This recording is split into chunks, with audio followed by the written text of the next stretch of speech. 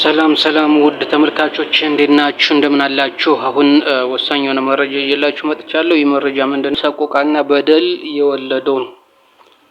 ይህ ሁሉ ሰቆቃና በደል የወለደው ነው። ስለዚህ ከዚህ ሁሉ በደልና ሰቆቃ በኋላ የራሳችን የምንለው ከ60ና ከ50 ዓመታት በላይ ሲጨቆን የነበረውን አማራ ደም የሚያብስና አማራነታችን፣ ቋንቋችን፣ ማንነታችን፣ ባህላችን እንዳናከብር ሆነ ሀብት ንብረታችን ሲወድም ስንወረስ የነበረውን የሚመልስልን አማራነታችንን የሚያስከብርልን አፋብን የሚባል ድርጅት አማራነት ወይስ አማራነት ወይስ ማለቅ ከምረገጽ መጥፋት የሚለው ነው።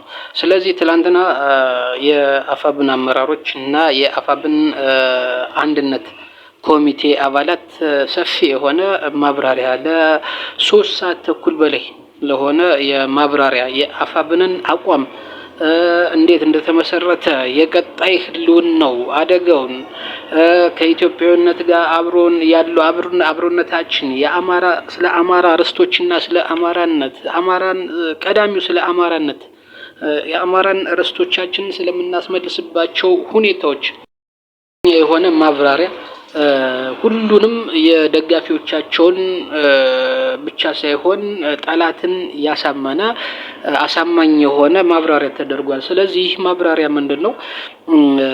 አፋብን ለአማራነትን ለማስቀጠል አደጋ የመኖር ያለመኖር አደጋን የተጋረጠበትን አማራነትን ለማስቀጠል ነው እንጂ የስልጣን ጉዳይ አይደለም ያሰባሰባቸው። ነገር ግን በሰላማዊ ሰልፍ ተጠየቀ።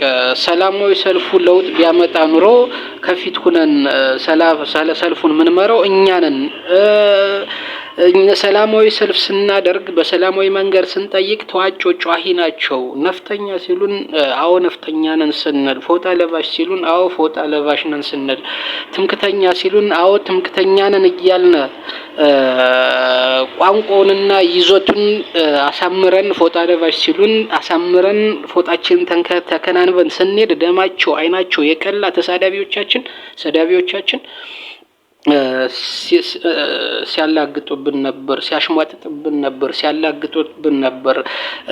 ሰላማዊ ሰልፍ ስንወጣ ሰላማዊ ሰልፍ እንኳን ተውትና አማራነት ታግቶብን ሴቶቻችን ተደፍረው ታግተው ደብዛቸው ጠፍተው መፍትሄ ይሰጠን የታገቱ ሴቶች መለሱልን ስንል ለምን ጠየቃችሁ ተብሎ በስናይፐር ከተሞቻችን ላይ የተረፈረፈው ወጣት ይመሰክራል። ማዳበሪያና ትራክተር ለራሳቸው ባለጊዜዎች ለራሳቸው ሲገዙ የአማራ አርሶ አደር ማዳበሪያ ጥየቃ በሰላማዊ መንገድ ጅራፍ ይዞ የባህር ዳር ጎዳናዎች ላይ ወጥቶ ክልል መስተዳደሩ ላይ ሂዶ በሰላማዊ መንገድ በጅራፍ ሲጠይቅ በስናይፐር ነው የተረፈረፉት። ስለዚህ ለዚህም ለምን ብለን ሰላማዊ ሰልፍ ስንወጣ ስናይፐርና መትረጊስ ነበር ሲጮህብን የነበረው፣ ወጣቶቻችን ሲያልቁ የነበረው። ስለዚህ ይሄ መፍትሄ እንደሌለው ተረድተን ይሄንን ስናደርግ ይሄ መፍትሄ ቢያመጣ ኑሮ እኛን መረው ነበር እያሉ ያሽሟጠጡብን ዛሬ ሰላማዊ መስለው ስለ ሰላም ይሰብካሉ።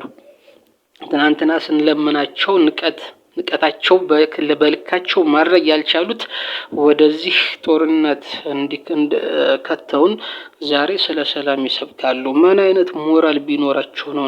ስለዚህ የአማራን አፋብንን እንዲቋቋምና እንዲመሰረት በስንት መከራ ተደልፍቶ በስንት መስዋዕት ተከፍሎበት የቆመው ስለዚህ አፋብን ማለት ይህ ሁሉ ሰቆቃና በደል የወለደው ነው። ይህ ሁሉ ሰቆቃና በደል የወለደው ነው። ስለዚህ ከዚህ ሁሉ በደልና ሰቆቃ በኋላ የራሳችን የምንለው ከ60ና ከ50 ዓመታት በላይ ሲጨቆን የነበረውን አማራ ደም የሚያብስና አማራነታችን፣ ቋንቋችን፣ ማንነታችን፣ ባህላችን እንዳናከብር ሆነን ሀብት ንብረታችን ሲወድም ስንወረስ የነበረውን የሚመልስልን አማራነታችንን የሚያስከብርልን አፋብን የሚባል ድርጅት ተመስርቶልናል።